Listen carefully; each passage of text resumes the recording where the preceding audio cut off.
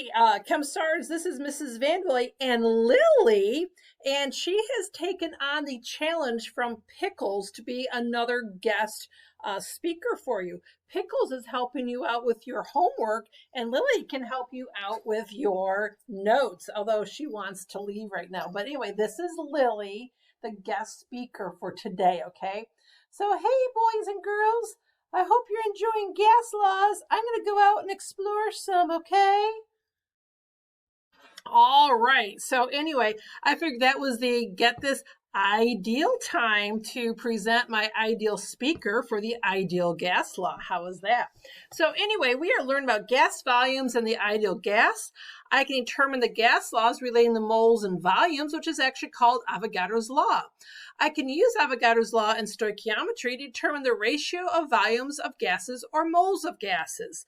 So what this all comes down with is that Emil Avogadro was the Italian physicist who actually used Gay-Lussac's laws to come up with the idea of equal volumes of gases at the same temperature and pressure contains the same number of molecules. At first, his hypothesis was actually rejected by other scientists, but you know he was right after all, and he persevered. And actually, that Avogadro's number, that 6.02 times 10 to the 23rd, is actually named in honor of him. He did not actually come up with that number, but a French physicist felt kind of bad, I guess, for Avogadro, thinking that he got ridiculed. So hey, let's name it after him. So anyway, again, we knew this. Remember, every time I pumped that pumper and put molecules in there, that there is a relationship between the number of molecules and actually the volume of gases. So just imagine this. If you take a balloon and you blow it up, all right? So just imagine, ready? Here I am. I'm going to blow up my balloon. Oh, well, I was actually looking for a balloon, but I couldn't find any here in the house. I know there's some in my classroom, though. Anyway, so again, you have this balloon. Imagine this, right? Take a deep breath. And it blows up, right? I put molecules in that balloon to help blow it up. But now what? I'm going to blow in some more. Ready? Here we go. What just happened to my balloon? I put more molecules in it. What happened to the volume? It also increased. So that is really what Avogadro's law is saying, that the more molecules in a balloon will make a larger volume for a balloon, okay? So anyway, how can I actually relate this? Well, I'm going to look at this equation, and what do you think the first thing I ought to do? If you ever see these blanks in front, that means I got to balance it. So go ahead and balance this. All right, there you go. So what does that mean? So back in chapter 8, when we're looking at what a balanced equation looks like, we could say, oh, one molecule of hydrogen gas reacts with one molecule of chlorine gas to make, you guessed it, 2 molecules of hydrochloric or hydrogen chloride gas, as long as they're gases. What about moles? All right. Well, do you remember what we also said? Those coefficients about 1 mole of hydrogen gas and 1 mole of chlorine gas yields 2 moles of hydrogen chloride. Oh, wrong one. 2 moles of hydrogen chloride gas. So again, because we're multiplying molecules by 6.02 times 10 to the 23rd, it's still in that same ratio. So what can we say with Avogadro? We can say 1 liter of hydrogen gas reacts with 1 liter of chlorine gas to make, 2 liters of hydrogen chloride gas. All right, so I can use these coefficients in the same way with liters as I did with moles and molecules. Why? Because Avogadro's law tells me I can. So what kind of equation, or what kind of problem can I do with this? All right, let's kind of scroll down. Okay, so the problem O3 can be formed from a diatomic oxygen by the following reaction.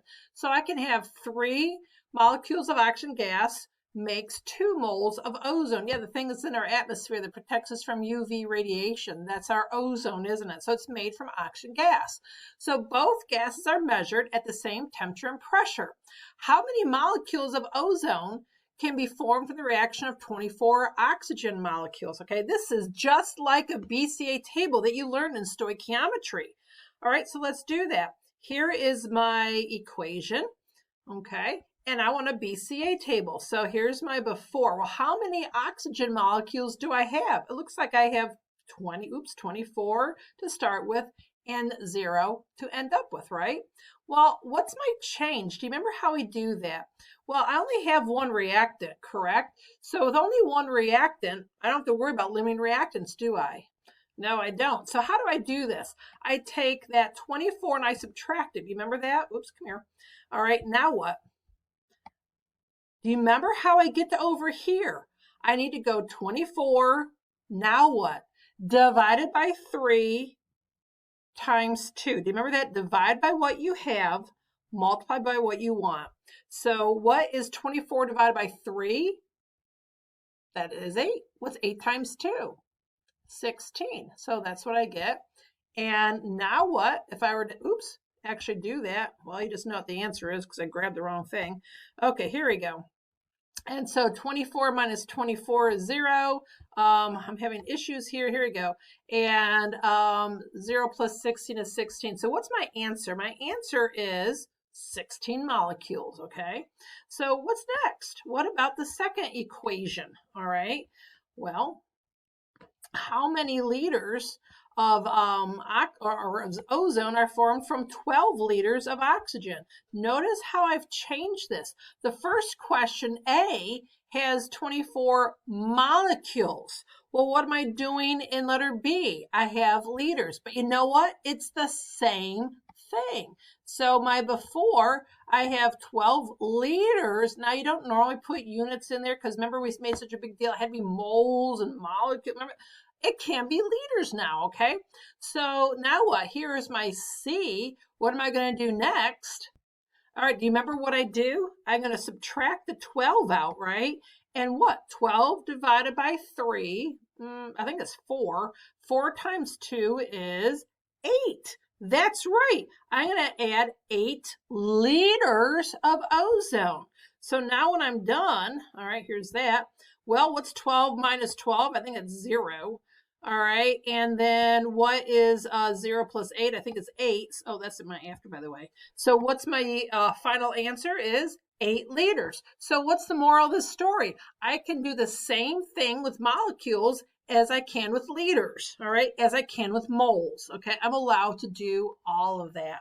So let's go on to the next problem, okay?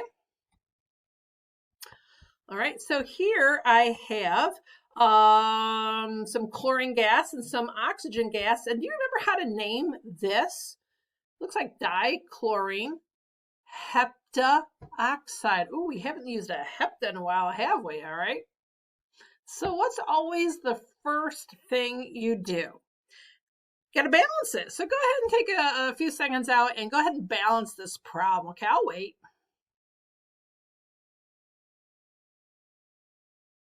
All right, how'd you do? So let's see here. I have 2 chlorines and 2 chlorines. Well, that's nice. I have 2 oxygens and 7 oxygens. That's not so hot. So I need to put a 7 here, don't I?